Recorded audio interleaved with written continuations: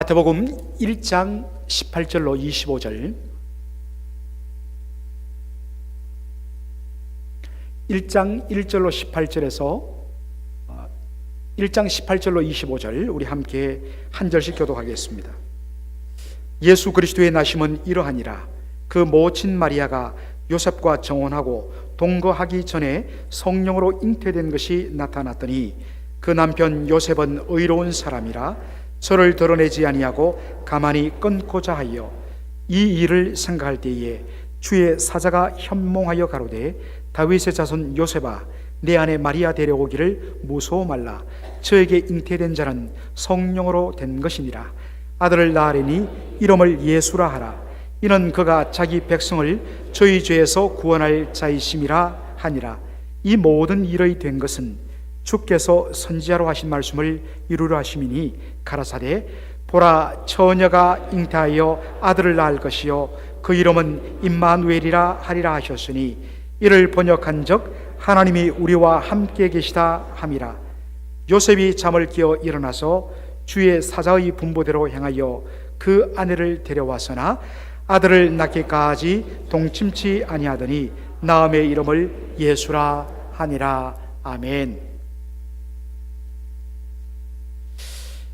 오늘 제가 아침에 교회에 일부 예배를 인도하기 위해서 조금 일찍 나오는데, 아침 8시 여러분들 라디오를 틀어보신 분 계시면 아시겠지만 8시에 이 기쁜 소리 방송에서는 바로 우리의 형제교회 이웃에 있는 워싱턴 한인 교회의 일부 예배가 생중계됩니다. 우리 김한성 목사님께서 말씀을 전하시는데 똑같은 본문을 가지고 말씀을 전하시더라고요. 그래서 내용은 끝까지 들어보지 못했습니다만 바로 요셉의 믿음에 대한 메시지였습니다. 참 특이하게도 같은 지역에 있는 우리 그리스도의 교회들이 같은 본문으로 말씀을 전한다, 참 의미가 있다 생각을 했습니다. 오늘 본문 마태복음 1장 18절 보면 정혼이란 단어가 나옵니다. 많은 분들이 이 정혼을 약혼으로 생각하고 이해하는 경우가 많습니다. 자, 화면 한번 보여주실까요? 이렇게 한자도 다르고 또 표현하는 영어 단어도 조금 다릅니다. 여러분, 우리가 약혼이라는 것은 뭐겠습니까? 결혼을 약속하는 것입니다. 영어로 engagement. 어떤 의미에서 이 약혼은 법적인 구속력이 없지요. 한국에서는 결혼 전에 약혼식이라는 일종의 세레모니, 어떤 면에서는 그런 의식으로 약혼식을 하기도 합니다. 양가 어른들이 모여서. 그런데 미국 경우에는 어떻습니까? 젊은 사람들이 주로 남자가 우리 사랑을 고백하죠, 여자분에게. 그래서 각종 아이디어를 내어서 바닷가에서, 그리고 어떤 카페를 빌려서 각종 그런, 정말 어디서 그런 아이디어가 나왔는지 아이디어를 하는데, 한 번은 어떤 분이 빵집에서 케이크 속에 이 다이아몬드 반지를 넣고 그것을 먹다가 발견하면 그때 무릎 꿇어 프로포즈를 하려고 했는데 그만 이 자매가 삼키는 바람에 병원으로 가서 수술하고 빼냈다, 이런 이야기도 있습니다. 그래서 요즘 우리 젊은 분들 보면 참 기발한 그러한 걸로 프로포즈하고 그렇게 약혼하고 반지를 나누는 일들을 합니다. 그런데 여러분, 이 정혼이란 것은 약혼과 조금 다릅니다. 이걸 영어로 옮기면, 굳이 옮긴다면 betrothal 이렇게 되는데요, 결혼을 정하는 것입니다. 이건 유대인들에게 있는 독특한 결혼 방법 과정인데, 일단 두 남녀가 정혼이란 것을 하면 그때부터 legally 부부로, 합법적 부부로 법적 구속력을 가지는 것입니다. 다만 정식 결혼할 때까지는 서로 합방하지 않고 함께 부부관계를 갖지 않는 것만 다를 뿐입니다. 대략 정혼 기간은 1년 정도 걸린다고 합니다. 그때 어떻게 하느냐, 이 정혼한 신부는 자기 이 부모 집에서 시댁 식구들의 그 어떤 취향들, 우리 남편 될 분은 어떤 음식 좋아하고 어르신들은 어떤 음식 좋아하고 또 그 집안의 가풍은 어떻고 이렇게 신부 수업을 하는 것입니다. 반면에 신랑은 어떻게 하느냐? 집으로 돌아가서 아버지와 함께 이 두 부부가 함께 살 새로운 집을 짓는 일을 합니다. 한 1년 정도 걸리는데 그 집을 다 완성하는 그날, 신랑은 신부 집으로 와서 신부를 데리고 자기 집으로 가서 혼인잔치를 베풉니다. 혼인잔치 마치고서 새로 지은 집에서 드디어 부부가 한 몸을 이룸으로 온전한 결혼생활에 들어가게 되는 것입니다. 바로 이 이스라엘 유대인들의 독특한 정혼과 결혼 과정을 빌려와서 말씀하신 것이 예수님이 말씀하신 요한복음 14장 2절로 3절입니다. 한번 보시겠습니다. 자, 다 같이 한번 읽어볼까요? 내 아버지 집에 거할 곳이 많도다. 그렇지 않으면 너에게 일렀으리라. 내가 너희를 위하여 처소를 예비하러 가노니 가서 너희를 위하여 처소를 예비하면 내가 다시 와서 너희를 내게로 영접하여 나 있는 곳에 너희도 있게 하리라. 예수님께서 잡히시기 전날 밤에 제자들이 하신 말씀이죠. 왜 예수님이 이렇게 말씀하셨을까? 이 말씀을 듣는 제자들 그리고 유대인들은 이 말씀이 어떤 그림인지 단박에 알아버립니다.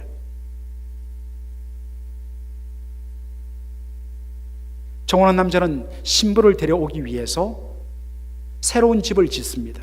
그리고 그 처소가 완성되면 신부집에 와서 신부를 데리고 와서 혼인잔치 하면서 새롭게 행복하게 사는 것입니다. 예수님 말씀하십니다. 나는 너희의 신랑이다. 나는 신부된 너희 교회와 너희 성도들을 위하여 지금 하늘나라로 가서 지금 하늘에서 너희들과 함께 살 멋진 집을 짓기를 원한다. 그 그림을 이제 말씀하시는 거죠. 여러분, 집을 다 지으면 어떻게 하겠습니까? 신랑이 오듯이 예수님께서 이 땅에 다시 오셔서 신부된 우리를 데리고 바로 하늘나라로 인도하여서 거기서 어린 양의 혼인잔치를 베푸는 것입니다. 그것이 바로 새하늘과 새 땅인 것입니다. 요한계시록 19장에 그러한 그림이 나오죠. 자, 그렇다면 우리 신부된 우리는, 교회는, 그리고 성도는 어떻게 해야 될까요?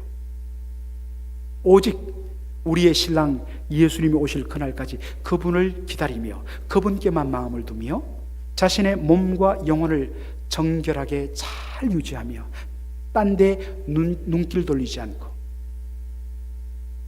그리고 그 주님의 뜻을 잘 분별하며 주님의 뜻대로 거룩한 삶을 살아가는 것, 이것이 뭡니까? 지금 주님의 신부된 저와 여러분이 해야 할 일인 것입니다. 여러분은 그리스도 예수의 신부인데 어떻습니까? 여러분들 그 신부에 합당한 삶을 지금 살고 있습니까? 막 살지는 않습니까? 신부는 험하게 살아서는 안 돼요. 정결하고 구분된 삶을 살아야 되죠. 다시 본문으로 와서 지금 마리아와 요셉은 어떤 상태라고요? 정혼 상태라 했습니다. 정혼이란 것은 두 사람이 이미 법적으로 부부라는 것입니다. 법적 구속력을 가집니다. 다만 아직 합방은 하지 않았을 뿐입니다. 그런 의미에서 정혼한 기간에 아이는 생길 수가 없습니다. 그런데 어떤 일이 일어났습니까? 마리아가 헛구역질을 하고 속이 미식거리고 배가 조금씩 불러오는 것입니다. 임신한 것입니다. 이 소식을 요셉이 듣습니다. 여러분, 요셉의 그 마음이 어떻겠습니까? 분노, 배신, 충격, 정말 감당할 수 없었을 것입니다.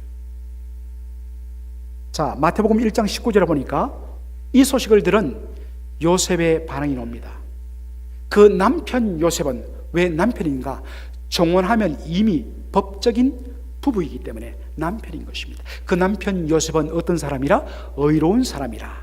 저를 드러내지 아니하고 가만히 끊고 자요. 영어 보면 He did not want to expose her to public disgrace. public disgrace가 뭡니까? 공개적인 disgrace, 수치를 안기는 겁니다. 폭로해갖고 사람들 앞에 동네 사람들 보소 하면서 폭로했고 public disgrace, 수치를 주는 것입니다.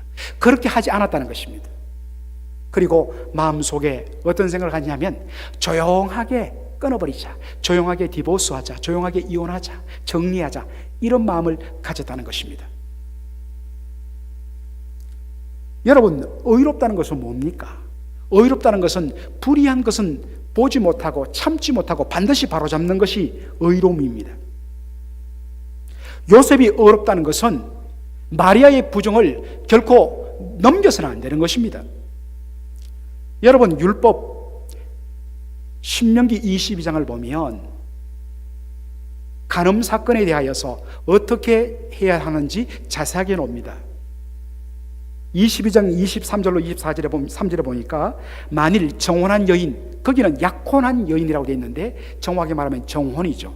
정혼한 여인이 어떤 외간 남자와 둘이 가늠하다 발각되면 속된 말로 이 연놈들을 잡아다 갖고 돌로 스토닝 쳐 죽이라, 이렇게 되어 있습니다.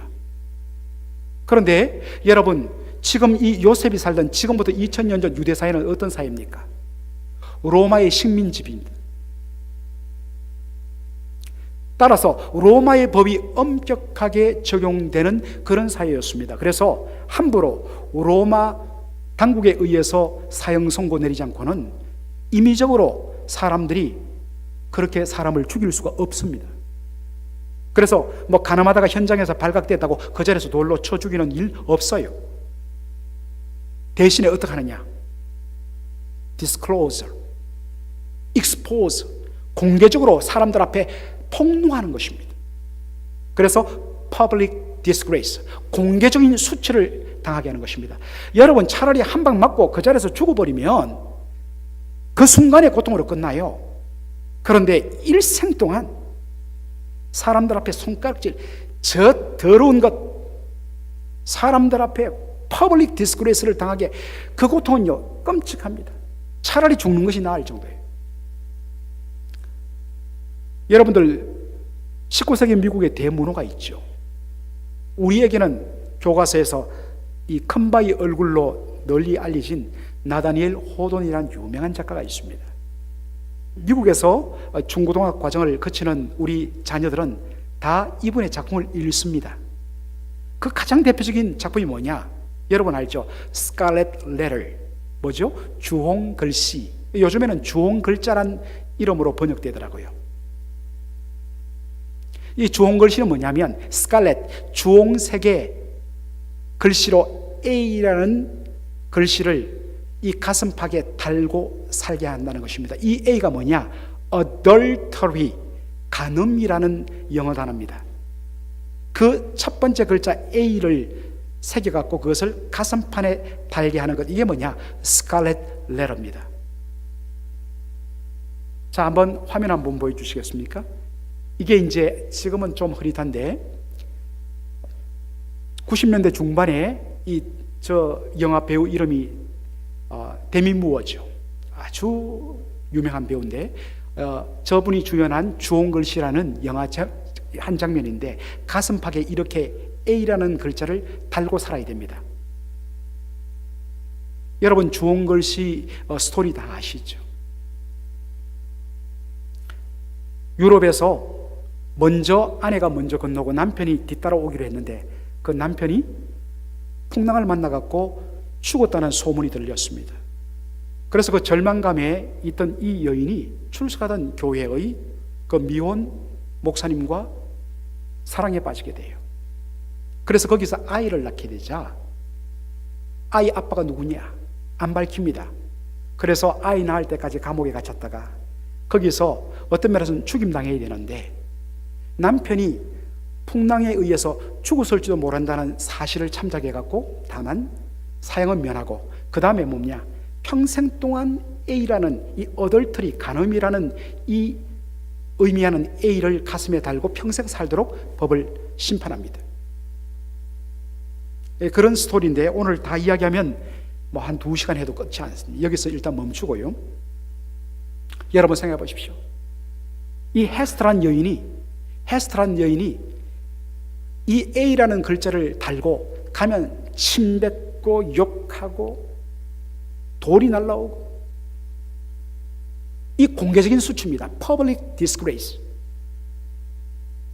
이건 죽음보다 더 끔찍한 일입니다. 그런데 본문 말씀은 어떻습니까? 의로운 요셉은 어떻게 했다고요?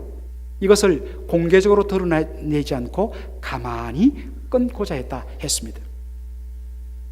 여러분, 의로운 요셉과 요셉이 행했던 덮어버리는 이런 일들은 서로 모순되어 보이죠.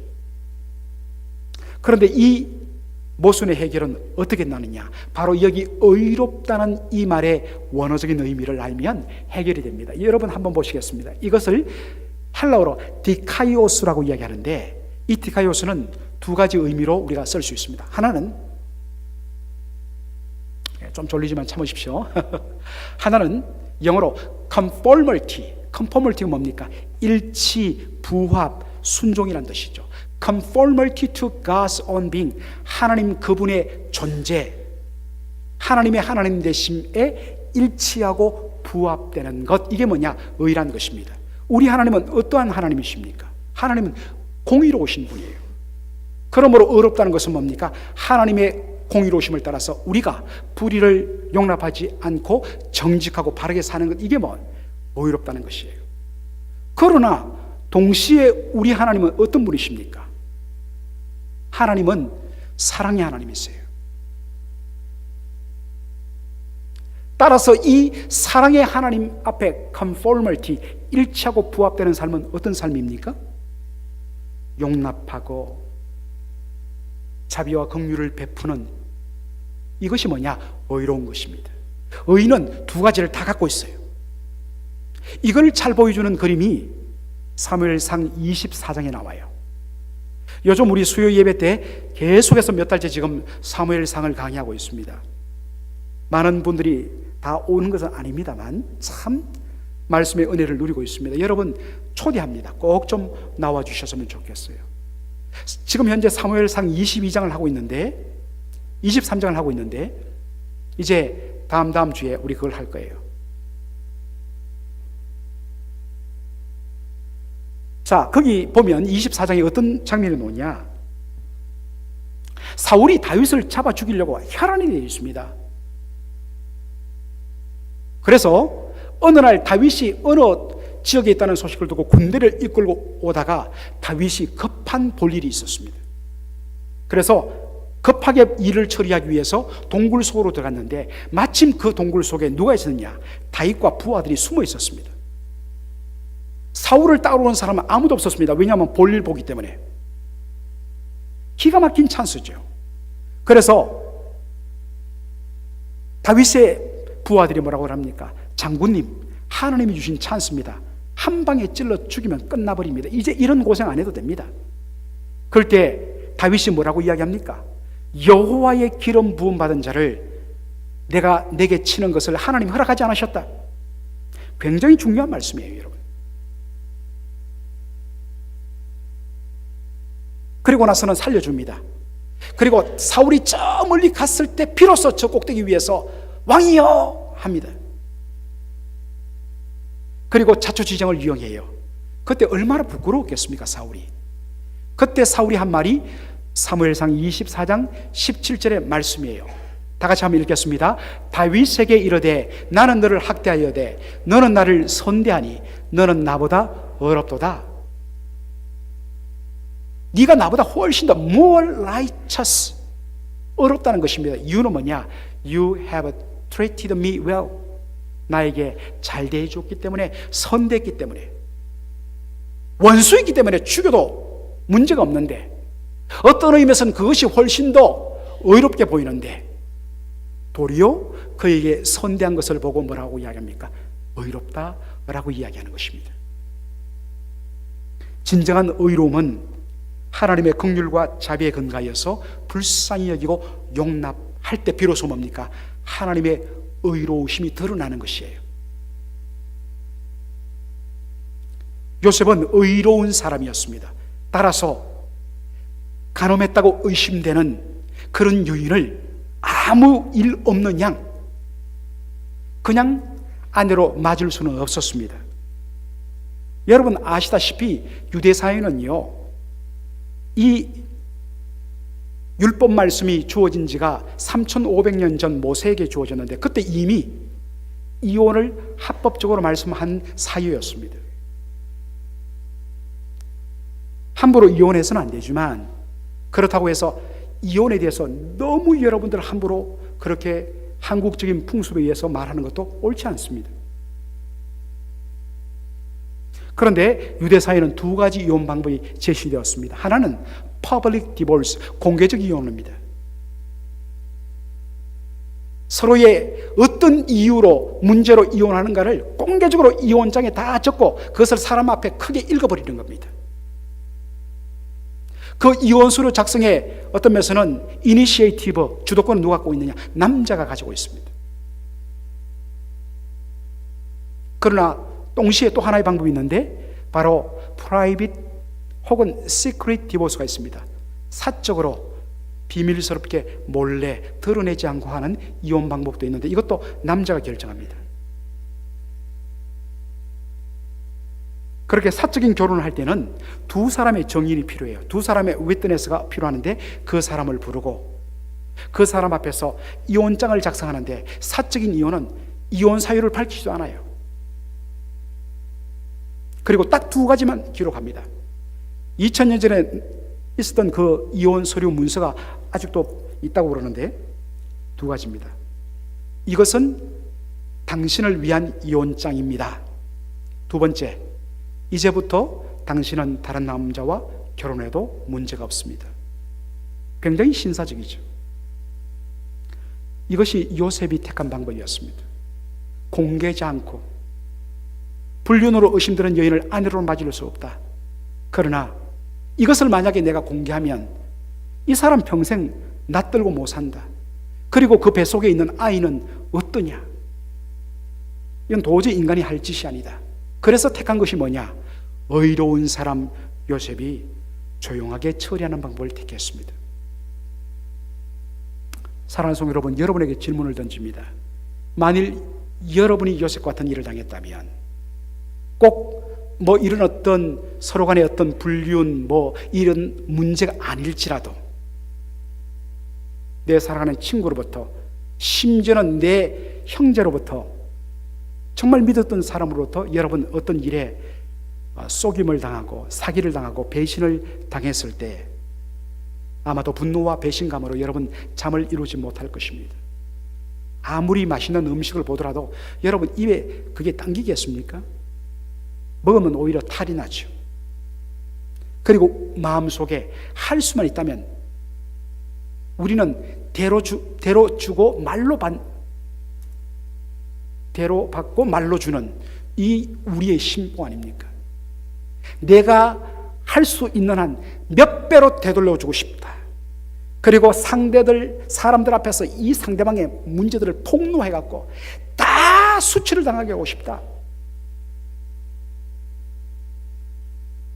요즘 인터넷 보면 그런 폭로들이 얼마나 많습니까? 여러분 묻겠습니다. 세상은 그럴 수 있습니다. 그러나 우리는 하나님의 백성이에요. 여러분 예수 믿는 우리가 그렇게 하면 당장은 시원할 거예요. 그러나 과연 진정으로 시원할까요? 그렇지 않습니다. 만일 그러고도 시원하다 아무 문제 없다면 죄송합니다만 예수 믿는 사람 아니에요. 아직 본 의견 안 했어요. 우리가 예수를 믿는 순간 우리의 신분은 달라집니다. 우리가 예수를 믿음으로 말미암아 우리가 의롭다함을 받았다고 성경은 이야기하고 있어요. 예수를 믿고 구원받아 하나님 앞에 우리가 의롭게 되었다고 했을 때 이 의로움이란 뭐냐? 하나님과의 바른 관계가 회복됐다는 뜻입니다. 예수 믿기 전 하나님과의 바른 관계가 끊어졌을 때는 내가 주인이니까 내가 기준이 되고 내 마음의 감정이 움직이는 대로 그렇게 살아갑니다. 그런데 예수 믿은 후에는 하나님과 바른 관계가 회복되었기 때문에 하나님이 내 마음의 중심에 설 수밖에 없습니다. 그래서 진정 우리가 하나님 앞에 의롭게 된 구원받은 성도라면 모든 반응에 있어서 먼저 해야 할 것이 뭐냐? conformity to God's own being, 하나님의 존재, 하나님의 인격에 지금 이 나의 반응이 일치하는가 고민해 봐야 하는 것입니다. 이것이 하나님이 기뻐하는 일일까? 내가 이렇게 반응하고 이렇게 하는 것이 과연 하나님의 영광이 될까? 또 질문 던져야 되죠. What would Jesus do? 예수님이라면 이럴 때 어떻게 했을까? 함부로 말하지 마시고, 함부로 반응하지 마시고, 호흡 딱 멈추시고, 나 예수 믿는 사람인데, 하나님 백성인데 이게 하나님께 기쁨이 될까? 하나님 영광 될까? 예수님이라면 과연 이렇게 반응할까? 질문 던지란 겁니다. 그 질문 안 던지면 반드시 탈이 나요. 한순간에는 시원할지 몰라도 반드시 몇 배로 문제가 생깁니다. 예수 믿는 우리는 두 가지 의에 충실해야 됩니다. 첫째는 죄에 대해서는 용납하면 안 돼요. 그리고 그 죄의 자리에서 우리는 벗어나야 돼요. 아무리 가까운 사람이라 할지라도. 그 자리에 함께 하지 말고 멀리 해야 됩니다. 죄를 미워해야 됩니다. 그러나 동시에 우리가 나타낼 의로움이 있습니다. 그 죄인에 대해서는, 연약한 자에 대해서는 하나님의 자비와 긍휼로 대해 주어야 된다는 것입니다. 하나님은 우리에게 이 두 가지 의를 함께 요구하고 있습니다. 한번 적용해 볼까요? 여러분, 다른 사람들의 허물을 좀 여러분 기준에, 사실은 그건 여러분의 개인적인 기준일지 모릅니다. 주관적인 평가일지 몰라요. 객관적으로는 안 그런데 심지어 주관적인 여러분의 판단 기준에 근거해서 누가 좀 거슬린다, 여러분에게 좀 맞지 않다, 허물이 보인다, 어떻게 하시겠습니까? 그 잘못에 여러분 동참할 수는 없습니다. 해서는 안 됩니다. 그러나 우리가 조심해야 됩니다. 기도하는 가운데 그 개인에게 이러한 문제가 보입니다. 위에서 기도하고 있습니다. 그렇게 이야기를 해줘야 됩니다. 그래야 되지 그것을 다른 사람들을 동네방네 떠들고 교회 성도들한테 떠들고 옳지 않습니다, 여러분.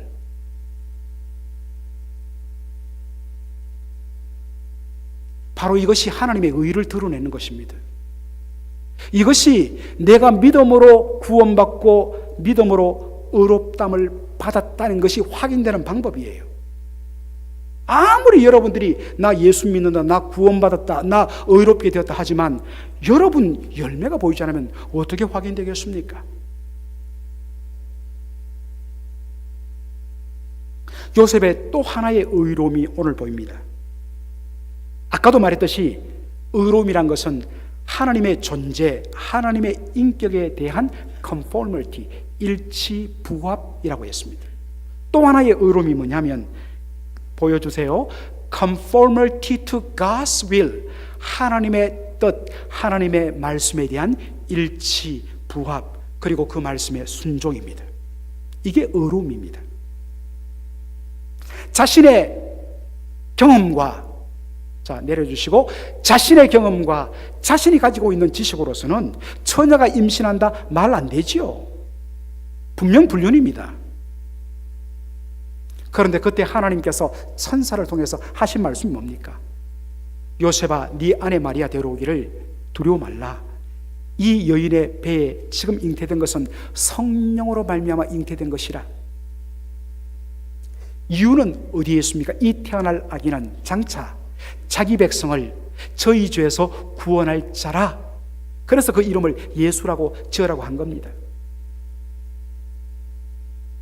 여러분, 죄인을 구원하러 온 구원자가 죄인의 몸에서 태어나서 죄인의 DNA를 받고 태어나면 어떻게 죄인이 죄인을 구원할 수 있겠습니까? 그렇기 때문에 죄가 완전히 죄로부터 차단된 그러한 탄생을 이루기 위해서는 하나님께서 동정녀 마리아, 성령을 통하여 성령으로 잉태하는 방법을 쓸 수밖에 없는 것입니다. 일반적으로 아이가 생기는 방법은 한 남자와 한 여자의 바로 육적인 결합을 통하여서 아이가 생기는 거 맞습니다. 이거 하나님 만드신 방법이에요. 그러니 여러분, 첫사람 아담이 어떻게 생겼습니까? 아담의 부모가 있었습니까? 아니죠.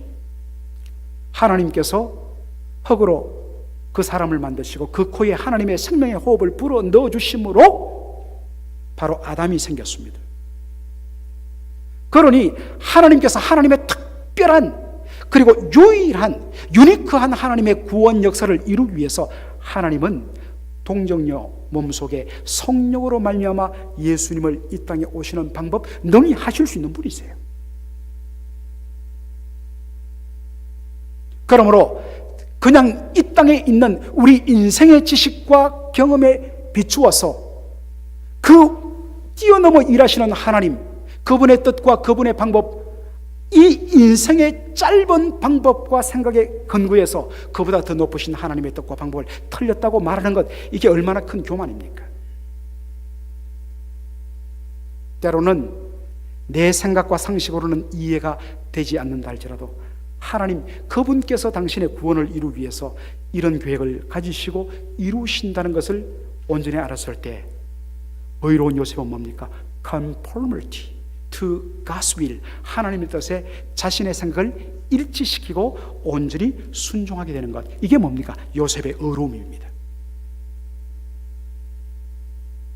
그리고 말씀에 순종해서 배가 불러오는 마리아를 아내로 정식으로 데려오고, 그리고 태어난 아들의 이름을 말씀에 순종해서 예수라, 예수란 말은 구원이란 말이죠.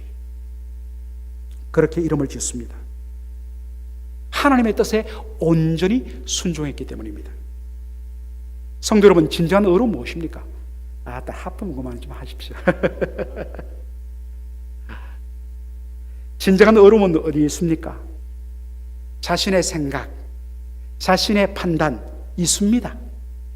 그러나 그것보다 우선하는 것이 하나님의 뜻, 하나님의 계획, 하나님의 뜻인 줄 알고, 아무리 내가 이렇게 판단하고 이렇게 생각하더라도 하나님, 아니다, 이게 내 뜻이다, 아멘, 컨포멀티, 순종하겠습니다. 이게 뭡니까? 성도의 의로움이요, 그것이 진짜 예수 믿는 사람의 모습이란 것입니다. 우리가 잘 아는 하박국 2장 5절에 이런 말씀이 있죠. 2장 4절, 그러나 의인은 그 믿음으로 말미암아 살리라. 누가 의인인가? 의로운 행동을 하는 사람이 의인이 아니라 믿음으로 말미암아 살아가는 사람이 의인이라는 것입니다. 어떤 믿음입니까? 하나님이 오롯이다, 하나님 하시는 일이 맞다, 그 하나님의 뜻에 온전히 내 생각을 내려놓고 인정하고 거기에 일치시키고 부합시키고 순종하는 것, 이게 뭡니까? 의란 것입니다. 하나님이 이렇게 하겠다 말씀하심에도 불구하고 하나님, 제 생각에는 그게 아니에요, 그리고 하나님, 그거는 제 마음은 안 듭니다, 안 하겠습니다, 이게 뭡니까? 불신입니다. 불신과 불순종은 바로 한 궤를 이루고 있습니다. 사랑하는 성도 여러분,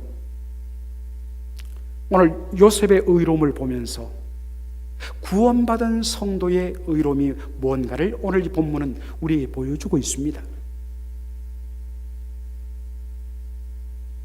이제 이 사건은 지금부터 2000년 전 요셉의 스토리로 끝나는 것이 아닙니다.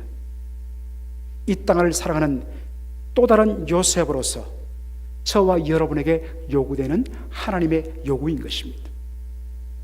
믿음으로 말미암아 어렵게 사는, 하나님의 공의와 하나님의 자비하심에 일치하고 하나님의 뜻에 내 뜻을 온전히 내려놓고 일치하고 순종하는